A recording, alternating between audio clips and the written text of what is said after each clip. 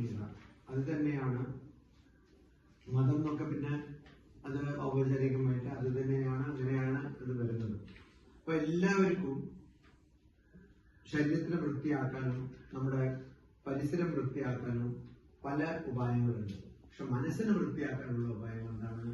അത് നമ്മളെ കുറിച്ച് തന്നെ ചിന്തിക്കുക, പ്രാർത്ഥിക്കുക എന്നൊക്കെ ഉള്ളതാണ്. അതുകൊണ്ട് ഈ ഒരുമിച്ച് ഇരുന്ന് ഇത്തരം വളരെ ഗഹനമായ പ്രാർത്ഥന നടത്തിയാൽ ആരൊക്കെയാണ് അവന് ചെയ്യുന്നത് അവർ തമ്മിൽ ഒരു ഗാഢമായ വളരെ ആഴമായ ബന്ധം ഉണ്ടാവും.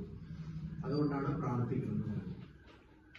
അപ്പൊ ഈ പ്രാർത്ഥിക്കുന്നതിന് എന്താണ് ചെയ്യേണ്ടത്, ഏത് തരത്തിലുള്ള ശ്ലോകങ്ങളാണ് പറയേണ്ടത്, എങ്ങനെയാണ് പ്രാർത്ഥിക്കുന്നത് പറഞ്ഞാൽ